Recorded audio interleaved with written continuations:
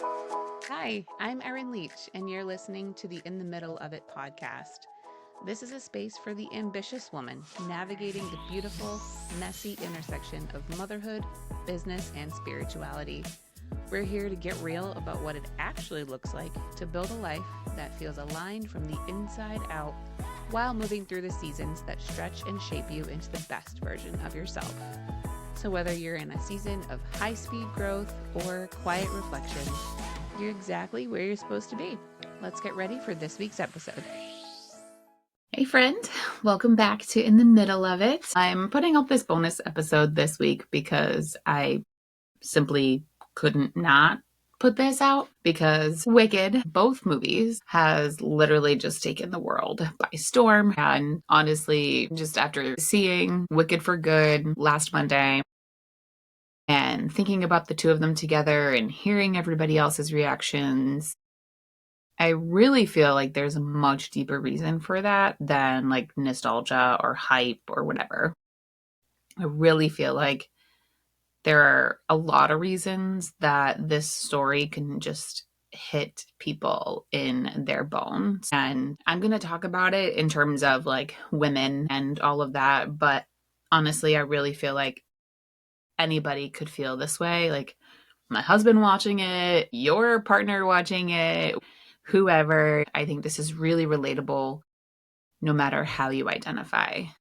So I really want to talk about why it feels so emotional though. And like why you might have walked out of that theater thinking, why am I crying right now? Why am I feeling this way? And why so many women see themselves in Elphaba and Glinda too, often at the same time, in different ways. And I'm going to share a little piece of my personal story too, because I have my very own real life Glinda.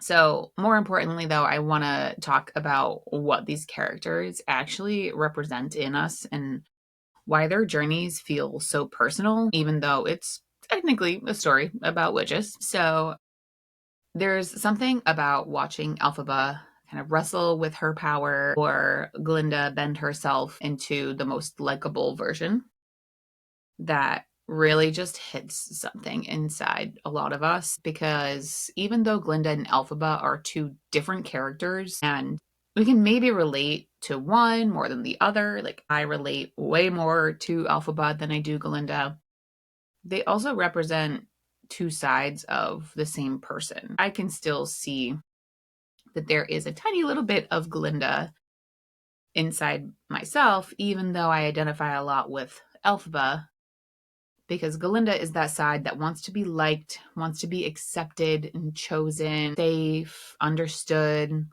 and the part that knows how to like play the part and put up a front.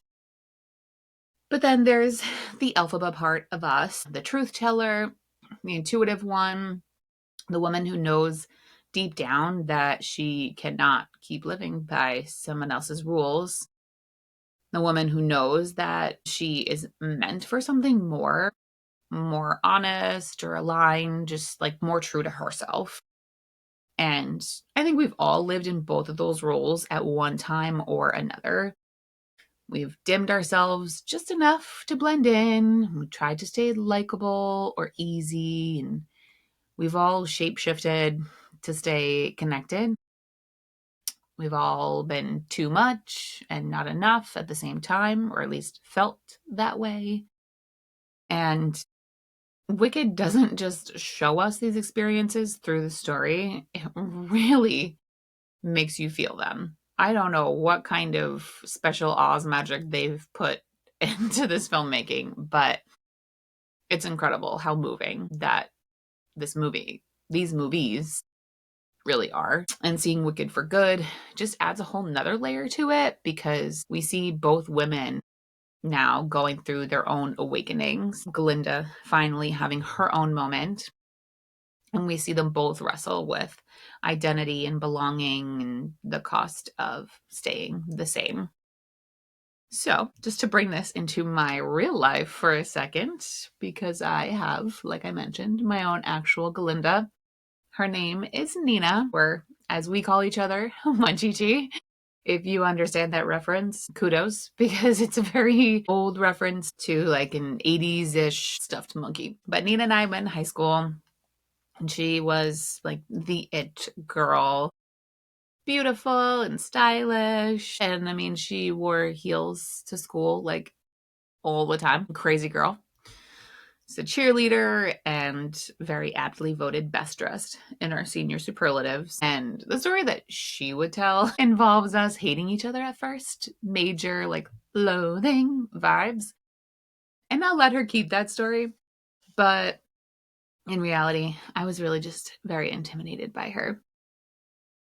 And apparently that came across as me hating her. So, whatever. Because I was not the it girl. Even though I was class president, still. I had the glasses and the pigtail braids, the simple, like, teenage Aeropostale style. Definitely more of your nerdy era. But becoming friends with Nina in our junior year really changed something in me. And I started dressing differently, trying things that I never would have tried on my own. And for a little while, I was definitely just like fully copying her. There's no doubt about it. And everybody saw it. But I'm okay with that because that's how I figured out who I was, figured out my own style. And she just pulled this part out of me that wanted to be more confident and have more self expression and be bolder. And I did that in my own way eventually. And of course, our friendship has had its ups and downs, and we had even a little Wicked style fallout era, but eventually we found our way back to each other. And now it has been like 14, 15 years. So she didn't teach me like lessons directly in any way, but being friends with her certainly has shaped who I became. And the for good scene is probably where the similarities end because I didn't steal her man and I clearly have not faked my own death. But there is a part of me that hopes she has her true Glinda the Good moment, like at the end of the movie where she fully comes into her full unlimited magic and power. But before I start getting emotional, where things really got deep for me in Wicked Part 1 was Defying Gravity. It was just, obviously this whole big build up throughout the whole movie. But when Glinda pleads with her, you can fix this. Just say you're sorry. That seriously struck a chord with me because Glinda represents a part of us that says, stay small, be agreeable, don't rock the boat. Go back to what everyone else understands. And Elphaba is the part that finally says, literally, I know, but I can't want that anymore. That's the moment a lot of us come to in one way or another, the moment where our comfort zone stops feeling comfortable and you can go back to who you were. But something in you knows that no, you really can't. You can just feel it in your bones that you're thinking like, I can't abandon myself anymore just because it's easier.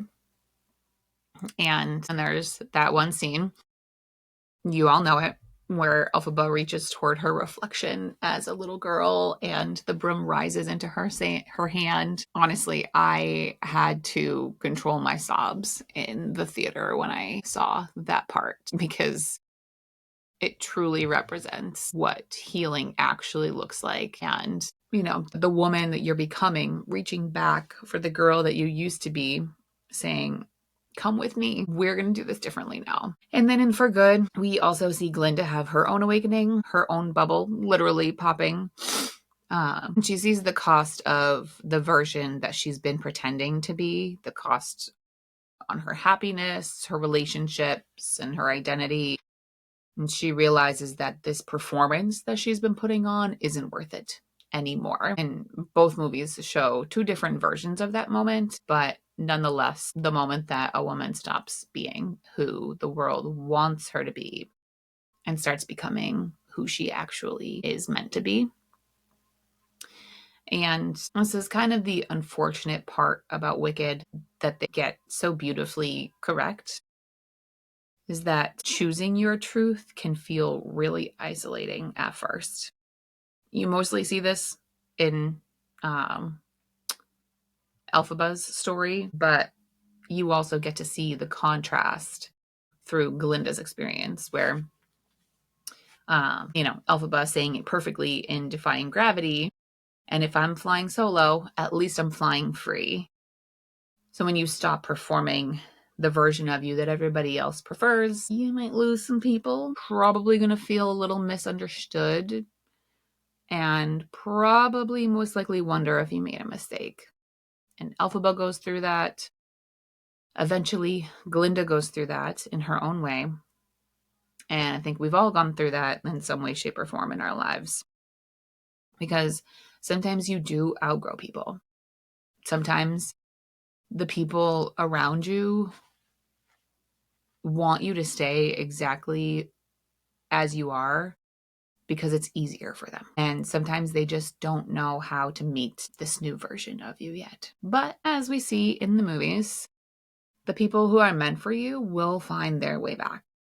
Maybe, perhaps in a new form, maybe, or maybe with different boundaries, but they do return because they're meant to, not because they're obligated to. And Wicked shows us the cost of authenticity, but it does also show us the reward. There is peace and power and clarity and integrity, all super important things, but also the right relationships. The right people who are meant to be in your life will be there, regardless of who you are, what you do, because they just love you. So when you're watching the movies and you feel that like lump in your throat or that like clenching in your chest, I think that's what a lot of us are feeling. Feeling the times that we shrank to stay accepted, moments that we ignored our intuition just to avoid rocking the boat, all the years that we've played small because being liked felt safer than being known. And then also the first time that you finally choose yourself, or the part of you that wants to choose herself right now. And Wicked lets us see these moments outside of ourselves. And I think that's a lot of the reason why it stays with us, that like it gives us this beautiful visual representation of what authenticity can look like, the good and the wicked. And once you feel that in your own life, once you see it, especially on screen, you can't unsee it and you can't go back. And that's why I think Wicked has stayed with a lot of us and has just become this huge phenomenon because of all of these things that it represents for each of us. And they all are a part of the same tapestry, so to speak, metaphorically, but we each are our own thread within that. We all have our own takeaways from Wicked that get woven into this bigger picture. And I just think like this whole Wicked movement, of course, there's a lot of like the glitz and the glamour about it, but I think the Wicked phenomenon is just so much more than just the memorabilia and the merch and the music and magic. So if you're in that season 2, between who you used to be and who you're becoming, and feeling that kind of like tug of war inside of you, if you're in your own Defying Gravity or Girl in the Bubble chapter, whichever you choose, maybe this is your reminder to just trust that feeling, to trust the part of you that doesn't want to go back, and know that you're allowed to change and want more and follow what feels authentic, even if not everyone understands it yet. And even if your closest loved ones don't understand it. So if that's where you are right now, I hope this episode gave you a little sense of camaraderie, companionship, because we're all just trying to figure this out one brave step at a time. So if this episode has resonated, I'd really love to see who's listening. Share a screenshot on your stories, tag me at I am Erin Leach on Instagram. And if you haven't yet, follow the show and please leave a rating or review, because those help more women join this budding community with all of these wonderful conversations. Because after all, together we're unlimited. So until next time, I'm Erin Leach, and just remember, you, my friend, deserve a chance to fly.